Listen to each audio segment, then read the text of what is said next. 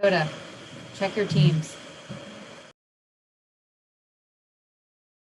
I don't have Teams. You're going to have to email me.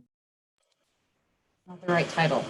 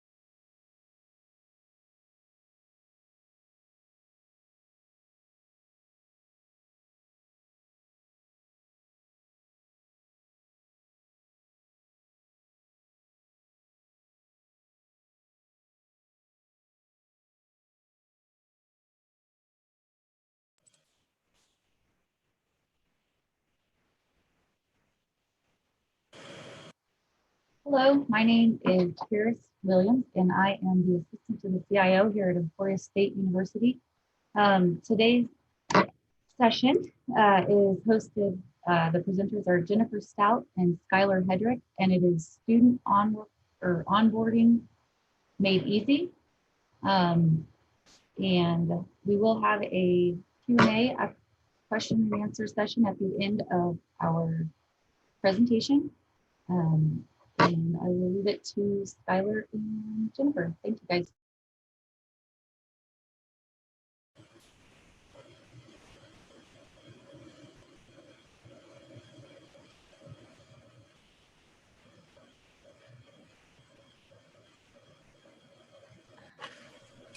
Hi, it's Jennifer Stout in Human. And Skylar Hedrick. I work in IT. I am an ECM administrator developer.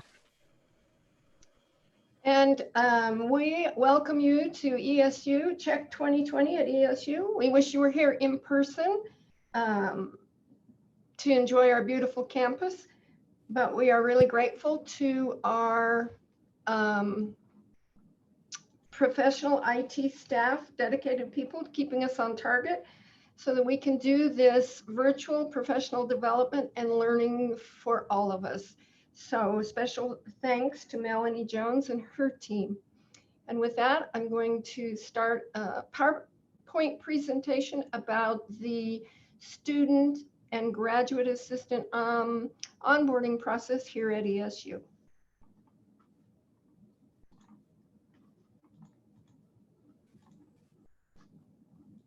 There we go. Well, let's see if I can get it to move. Here we go. Okay, so where we came from, we were in a completely paper process. Paper appointment forms, paper I-9s, paper copies of driver's license, social security cards. Everything was in paper and everything came into human resources. So as you can imagine, we had piles and stacks and heaps of paper. This stack was appointment forms without I-9s. This stack was I-9s without appointment forms. So it was very labor intensive. And we moved from a totally paper process to a midpoint where we had an electronic version of the appointment form, but we found everybody was still printing that and creating a paper file. So now we've gone to a total electronic process, and we love it. It's great. Our goals when we started the project was we wanted everything all in one. We wanted the appointment form and the I-9 and the W-4 and the K-4 and the state of Kansas oath and the direct deposit form all to come in one nice little package all tied together. And we've been able to accomplish that. We wanted to reduce errors, so we built in a lot of business rules to help the department originators eliminate errors that we were having to fix and having to solve in the past. We wanted everything at their fingertips, so we've given the department originators all the information they need or a place where they can go to get what they need, all in one form. Again, we wanted to go electronic, no more paper copies. And we've also got nothing lost in the mail anymore. So those are our goals, and they've been met. We want to stop duplicate data entry that the department completes and then HR completes the data entry into Banner. And that's something that we're working on right now. So that's our next latest and greatest project, and we're real excited about that. The secret to our success, because it is a great process, great planning. We planned a long time, went through business process analysis, lots and lots of planning, had our end product in mind, went to the VPs, got buy-in from them, asked them to funnel word down their chain that there were changes coming, that would be working with folks in their departments to build the process. And then we had user input. We invited all kinds of people from across campus to come in and look at what we were doing, see what they thought, what they liked, what they needed. And we incorporated the things that we heard. Then we did testing. And we brought those same user groups back in to do testing. So I would play one role and send the form to another person who would play another role, back and forth, back and forth. So all of those testing sessions taught us more, and we incorporated the changes that we learned there. We did a lot of user training. We've modified the process as we've needed to. We continue to train when we incorporate something new. And the great success piece was we have a super on-base team, and we had 100% plus IT and HR support. So thanks to Ray and thanks to Corey for allowing us to work as hard as we did to get this all pulled together. I did say a super on-base team. Skylar is one half. Patty Delma is the other half of our on-base team. She isn't joining us today, but she was there all the way as we put this together. She was right there side by side with us. So in our process, we have 3 forms at this point: an appointment form, a copy form, and a change form. So I'm going to go through the forms. They're huge, so we're just going to break them up by section. They're super smart on-base forms. On-base is a Highland product, and I love it. I'm a big fan. Illusion Banner is our ERP. So this process is so smart. It pushes and pulls data from Banner, pushes and pulls data from OnBase, pushes data into the budget system. So it's just amazing what this process can do for us. We've got hyperlinks built into our forms. So if an admin or an originator needs to get an I-9, a blank I-9, we've got a link right there so she doesn't have to go out to the website and find it, or a tax form or the state of Kansas oath. Whatever they need, we've built it in and added it to the form. Built-in business rules, tried to eliminate the possibility for originators to make mistakes. Some of the common mistakes that we were seeing in the past, we built in business rules to prevent them from happening. Workflow keeps the form moving and it knows where to go, so the admin doesn't have to stop and think, now who do I send this to? And then notifications. We are very big on communicating with everybody about where their form is, what they need to do, if we're waiting on them to do something. So tons of communication is out there about our process. As I said, it's a very comprehensive form. It's broken down into sections, and let's just take a look at the sections. First, we started with the form originator. That's the person that we go to if we have questions about anything on the form. They're the one who should know the most about it. This field, all the data in this section auto-populates based on who it is that's opened the form. So they don't even have to type their username, populates for them. Next, they start with the student demographic data. They key the EID number, which is our identification number here on campus, or the social security number for the student. And once they key either one of those pieces of data in, the rest of the demographic information that is in Banner from admissions populates into the form for them. We have an instruction here reminding them to call financial aid. There's the phone number. We want them to confirm if the student is eligible for work study. We want to get that federal aid into play early in the process. And then we ask for the social security name. We need that information for pay purposes and for tax purposes. The really nice thing about OnBase is that once the originator submits this form, they can't see all these details again. And as the form moves through the workflow to different approvers only get to see the data they need. So we don't have to worry about, oh my gosh, that social security number's all over campus. It's not. It's only going here, and it's in human resources where we need to verify it. And so it's really nice. The view that each approver has is unique and built just for them. Student mailing address is something that's important. I chose to show you this screen because you can see the original address, city, state. They're highlighted. They're blank, but they're highlighted.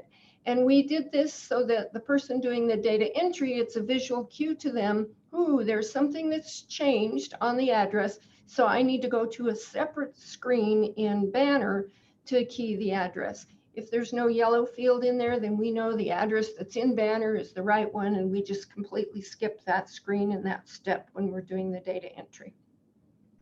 Save for later feature, that's pretty popular with the originators. Excuse me. I needed a sip of water. It allows for flexibility and allows for interruptions. It's a big form, they've got a lot to do, and it's hard to get through a form without having the phone ring or somebody stepping up to the desk. So save for later is a really nice feature. Next, we move into enrollment and employment history. Student employment is dependent upon enrollment. So this all pulls out a banner. The admin can see, yes, the student was enrolled in the spring semester, but I don't see anything for the summer semester. Little yellow banner pops up saying student's not currently enrolled. They can't move the form forward. But as I said, we're big on communication. So an email goes out to the student saying, congratulations, we understand you've got a job, but you're not enrolled. So please visit with your advisor and let your department know as soon as you get enrolled, because you can't work until that step's completed. The classification, graduate or undergraduate, that's something that is part of our business rules. We have different minimum wages for the graduate and the undergraduate students. So that helps us to make sure that we don't underpay a graduate student later on the form. Job history, this is something that gives the admin or the originator an opportunity to see if maybe the student's working for another department on campus at the same time. So they can coordinate with that other department, because we limit our students during the academic year. They can only work 20 hours a week between all the jobs that they have on campus. And again, all this data pulls out a banner. It's provided to the originator. Eligibility policy requirements. If it's an F1 or J1 student, we want to make sure that their I-9 is up to date and that we have all the latest documentation that we need to keep them in status so they can work and so they can attend the school. Some of our positions require background check questions there. Admin has to stop and think, oh yeah, I need to do that. Check yes, and helps them to not forget that process. And then the Board of Regents requires that graduate teaching assistants where English is a second language are required to take a speak test. And the grad school keeps these records, but because they're in OnBase, we're able to take that information and display it here so that the admin, the originator knows, oh, I need to schedule a test, or it's taken and I'm in good shape. So again, we're giving them all kinds of information that they were having to go and figure out and look for in the past. Now comes the job details. So this screen, the majority of these details, the admin or the originator types in. Position number is a key to what happens in the rest of the form. They give us a title, they give us dates. Depending on that position number, the form will either provide them with an hourly rate and hours worked and calculate the contract total, or if it's a biweekly position like a graduate teaching assistant, because of the position number they chose, this is what they'll see instead, your biweekly amount. And the number of pay periods are automatically calculated through the code that Skylar built into the form. So take the biweekly salary times the number of pay periods, and we can calculate the total for them. So it really helps them to be sure they're on track with their money. Then we have an HR section. HR sees the form twice. The first time to approve the I-9, and once we are satisfied and the I-9 is correct and complete, we approve the hold, and then the student can begin working. At this point in time, we take a look and we make a decision about what the job change reason code will be in Banner, why this record is being added to Banner. Ellucian has a product called the Electronic Personnel Action Form, EPAF for short, and it's a method to do data entry into Banner fast and easy, and we use the EPAF when we can. This is what we're talking about right now. We're working on scripts so that we can start taking the data that the originator has typed on the form, using the EPAF and laying the data into Banner instead of HR typing the data directly into Banner. So that's what we're working on right now, and we're excited to be to see how that's going to go for us. The second time that HR sees the form is when we actually do the data entry. So HR sees the form twice. Funding details are added by the originator.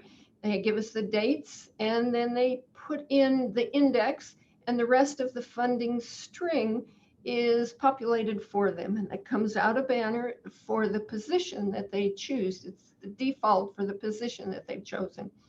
In this example, there's a circle and a pink box around the fund in the in the string for the funding, and that tells the originator that the position they've chosen doesn't match the funding that they've chosen.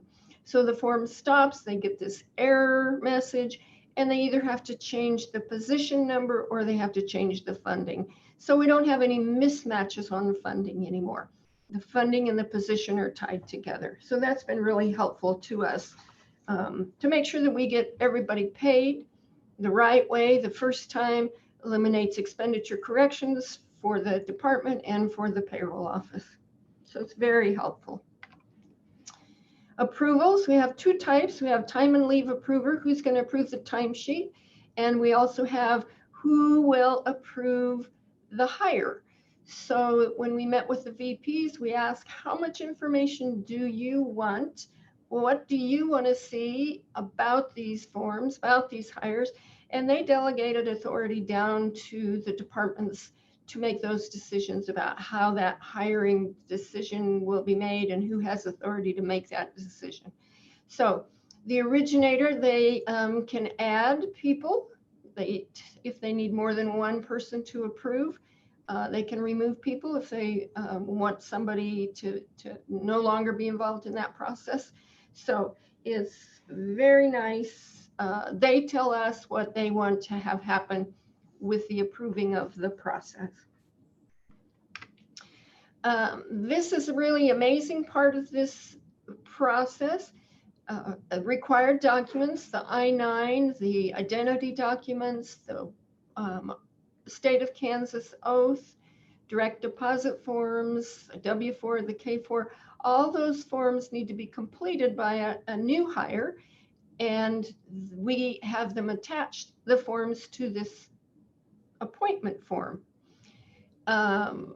If all of those documents are already in the student's electronic personnel form, those check boxes will be checked, and the originator knows they don't need to meet with the student to gather and collect all of those forms. So this has been a huge help to the departments to know exactly what they need to collect, if they need to meet with the employee at all, and what they need to gather if they have to.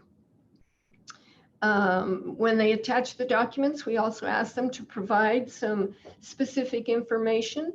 Those data points go into the electronic personnel for the employee, and I'll show you a little bit more about that in a moment.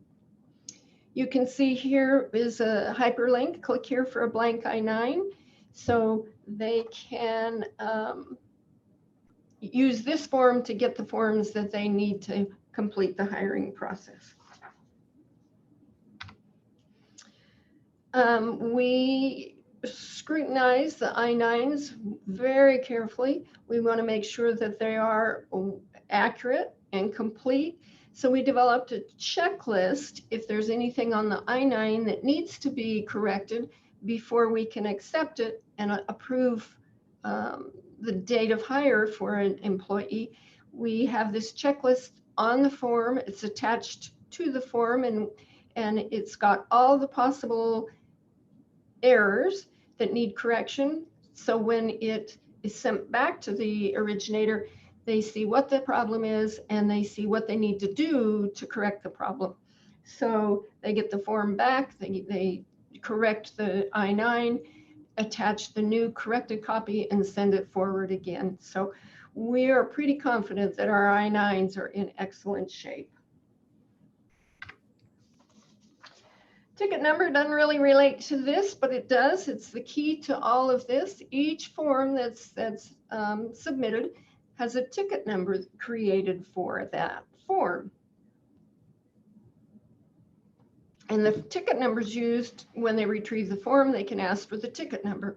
If they want to make a copy of the existing form for a new appointment for the same employee or a different employee, the ticket number is the key. If they're creating change to details on an appointment, they want to give the person a raise, or they need to terminate the person early because the person graduated, those kinds of things. And then when the originator has issues and needs help, they may call me and say, hey, can you look at ticket number 9321? I don't know what's going on. The beauty of the workflow is I can get in there and see their screen, and I can help them try and figure out what's going on. And if I can't help them, then we call in the big guns, and that's when Skylar comes in and he figures out what it is that they need to do. So the ticket number keeps everybody on the same page.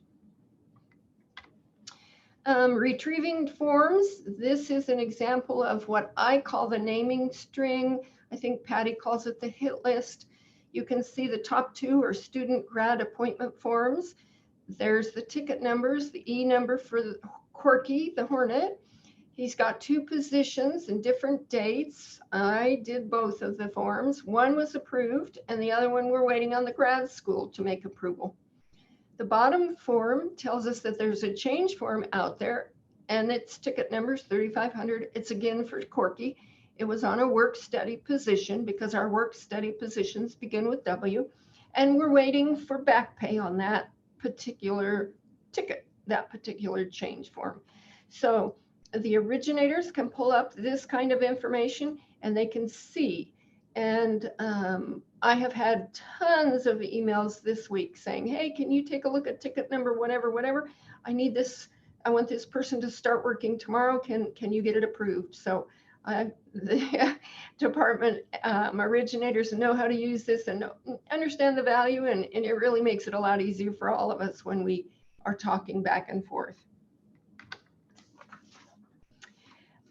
We built our electronic personnel files long before we did this appointment process. And on the left-hand side of the screen, it shows the different document types related to the I-9. So a student employee or an employee can use any of those kinds of documents. Some are from list A, some are from list B, some are from list C. Probably isn't something that makes sense to you IT folks, but the HR people that are listening are saying, I get it. And then on the right-hand side of the screen, this is a reflection of what Corky's specific documents look like. And I said earlier, we ask for dates when they attach documents to the appointment form. This red circle up here tells us that Corky's I-20 expired May 9th of 2020. So if Corky's going to continue to work, he needs to get a new I-20, and we need to get that documentation in HR so we can update his I-9. So it helps us to keep track of, we use the Cognos report as well to help us keep track of who's got documents that are coming up for renewal or up for expiration, so that we keep ahead of that as much as we can, so we keep our students in the status so they can keep working and can keep learning. Okay, so that's the nutshell version of our appointment form. I want to talk a little bit about workflow. This is what our workflow looks like to me in human resources for an appointment form. Those are all of the different cues that it can go through. So I can follow along, and you can see I'm a little bit behind. I got 51 forms out there in the Hold for Docs queue. I need to get busy on those. And then you can see that payroll's got 1, the grad office has 10, budget office has 2, and they've moved them on to me for data entry, and I've got 11. So this allows people who are approvers to see their cues, to see what's coming towards them, and it helps them plan their workload. So this is a helpful tool. The other thing is, if the department, if the approver doesn't need to see a form, for example, if it's not a financial, if it's not a work study fund, financial aid doesn't need to see it. OIE doesn't need to see it. If it's a grant funded form, it needs to go to grants. So the workflow, we didn't want to give all of our approvers email fatigue. The workflow knows who needs to see it and who doesn't need to see it. So it's really slick and smooth. This is an example of some of the tasks, that options that we have to move forms either forward or backwards. So these are my tasks in human resources. I can enter it into Banner. I can send it to payroll because there's an adjustment that needs to be made. Void the form. I can approve it. I can reject it because of the I-9, can return to the originator. So my tasks, these are my tasks, but they're different for each approver. So payroll will have different tasks that they can perform to move that form forward or back. I want to talk a little bit about notifications. Communication is a big deal for us. This is an example of the branding of an automatic notification from OnBase. So in the first one, you can see Corky's been approved. He can start working on the date provided on the form. We had that as a separate step because, as you can see, I had 51 and 14, so I have 65 forms that I need to be working on. And we didn't want to hold up Corky starting until I had time to get it into Banner. So once we approve the I-9, they get an email that says the student can start working. The second example shows there's a problem on this form. We've returned it to you. I returned it. The approver can return it. Payroll can return it. So whoever returns it and sends it back, you can see that on here. And there's a link to the form so they can see exactly what the problem is. We have a comments box, and whatever we put in those comments, those are printed and the originator can see, so they know what the matter is. They know what they need to fix just by looking at the comments that we've included. This is another example of a notification. This is a bell and whistle that Skylar, I would say, well, let's do this. If this happens, then I want you to have it do this. And if this happens, then we need it to do this. And if this happens, and I would start talking like that, and you could just see the wheels turning in Skylar's head. He was thinking, all right, how are we going to make this work? So this is a situation that doesn't happen very often, but it happens often enough that we wanted to put it in here. This is a position number that doesn't exist. So in HR, we get a notification. They're trying to put up a position that doesn't exist. So we start looking at it. We investigate. Is this a brand new position? Tell me all about all the details. Or is that a typo? Is that really not what you meant to do? So if we could imagine it, it's in here. So if it's part of our process, even if we only do it once in a great while, it's in here. So it's a very comprehensive process, and I love it. Okay, so we want to talk a little bit now about the copy form. This is a feature that is really helpful to the departments and to the admins. For example, in rec services, they hire 50 students at the beginning of the academic year. They may have 30 facility staff. They may have 15 personal trainers, half a dozen lifeguards, the intramural officials, but they all start on about the same date, end on the same date. They're all paid out of the same funding. The only thing that would be different is the details about the student and maybe the hourly rate or the total amount of pay. So they create one form, take that ticket number from that form, put it on the copy form, and then they can add up to 10 additional ID numbers for new students. So in that case, it copies all of the details about the job exactly from one student to the next, and it inserts all the details about the student on the new form. So instead of having to type 30 or 45 forms, Daniel in Rec Services is able to go in and just make adjustments where he needs to. Maybe this lifeguard is going to work fewer hours per week, so they adjust the hours and the total contract amount adjusts. Or maybe this lifeguard has asked for some time off at the end of the semester, or they're graduating and we need to change the dates. Or maybe the title needs to be a little bit different. So instead of typing all those forms, creating all those forms, he creates one master, copies it, and makes the adjustments, submits it for processing. So it's been a great time saver for the departments that have big numbers that they do hiring, residential life, the resident assistants, the conference assistants, those kinds of places. It can also be used one-on-one. My student worked for me last fall. I want her to come back this fall. I can copy that form, change the dates, change the pertinent information, and I don't have to type or key a whole form. So it's really been a nice feature. Next form we have, the final form, is the change form. Starts with the ticket number again. They enter the ticket number, and the details about that appointment appear on the form. So we ask them to identify, tell us what change you want to make. Are you terming? Are you increasing the amount, decreasing the total? Are you changing that rate of pay? Is it a one-time payment? Is there a special deal? Is there a back pay? You saw Corky, we're waiting on some back pay in one of the others examples. And then others, reasons that they might want to make a change. And then we ask them to document the change. Then what happens is, based on the boxes that they selected, the reasons that they provided, on the right-hand side of the form, specific fields appear so that they know exactly what they need to provide us. We didn't want to have everything appear when they didn't need to make changes to the data. So This is very, very specific to what they want to do, and it helps step them through the process without having to go through and look things up and find things. So it's been very helpful to our originators. Okay, we're just about done.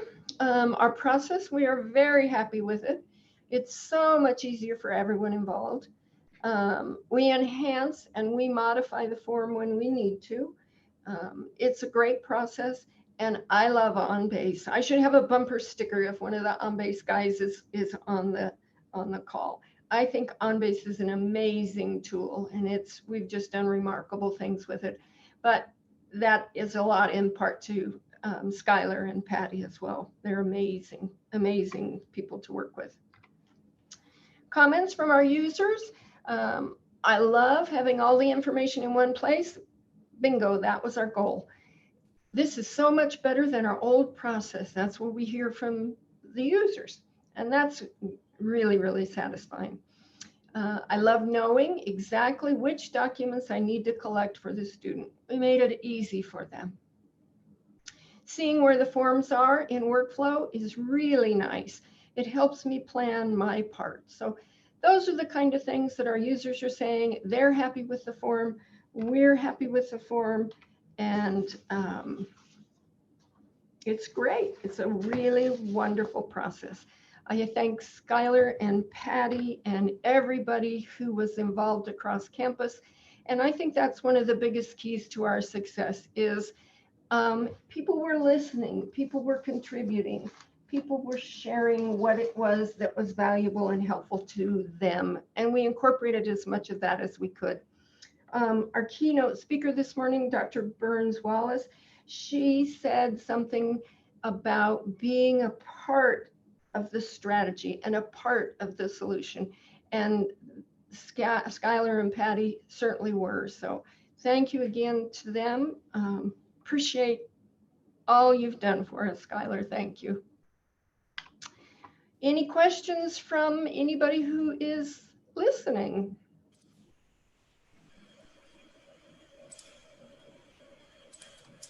Hi, this is Karis, and there are currently no questions on our board here. Just an FYI. I do want to thank you and Skylar for being here.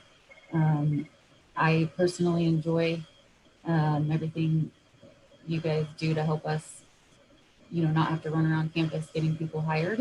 And you guys do really well to help everybody understand, and I personally appreciate it very much. So You're welcome. Thank you guys for this, and I hope everyone in the audience enjoyed it, and thank you all for being here. All righty. Bye-bye. Thanks.